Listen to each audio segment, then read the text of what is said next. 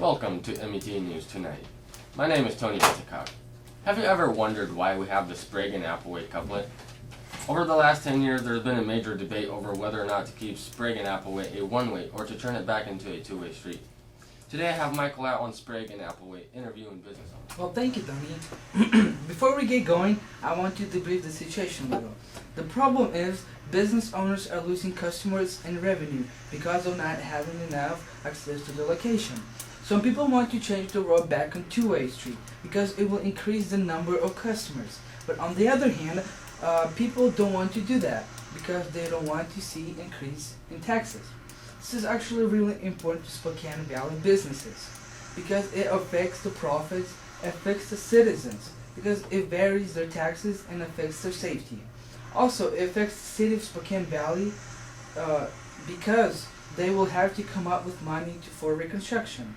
According to the city council member that we spoke with, he said it will cost the city of Spokane Valley roughly $3 million over taxes to reconstruct the one-way back in the two-way street.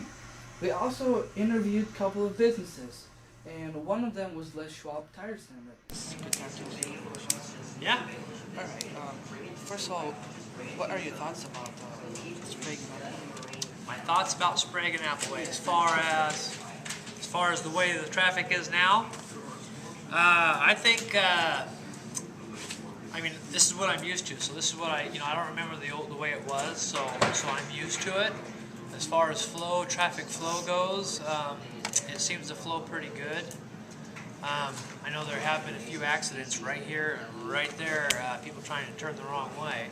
Well, like in September, they had the voting to change it back to two-way. How do you think From what I understand, initially when they did the divide, now this is before my time, this is what I understand, they were supposed to punch Applewhite all the way through, okay? I heard they were going to make it delivery late, but they didn't. Yeah. Right, so I mean, I don't know, when you start talking dollars, it would make more sense to me. I mean, if you look where Applewhite University is, that's where it stops. You can see a path through there, so is it cost effective to go ahead and shoot Applewhite through? I'm all about saving money, you know what I mean? Should they continue? Is it cheaper to go that way, or is it cheaper to go the other way? Do you guys have any numbers? Costs? Okay.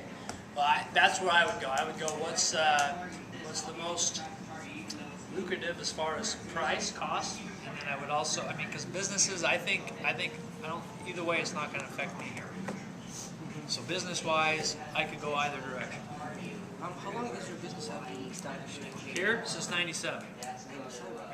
And have you been? So you haven't been looking in any different places? This is just This particular store has been here since '97. We do have a couple other locations out here in the valley.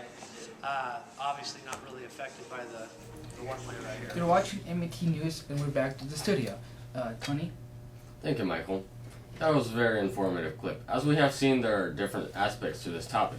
Some of the solutions that have been suggested are to add more side streets or cross streets between the one-ways or to reconstruct it. Some people want to make Sprague back to a two-way and leave Applewhite an expressway for semi-trucks. In the future, this decision will be left to the Spokane Valley voters. Special thanks to our cameraman Eugene and behind-the-scenes man Dustin. We would also like to thank Larry, Randy, and Suzanne for transportation. I'm MichaeliashedkoTV. And I'm Tony Biskov. Have a good evening from MET News Crew.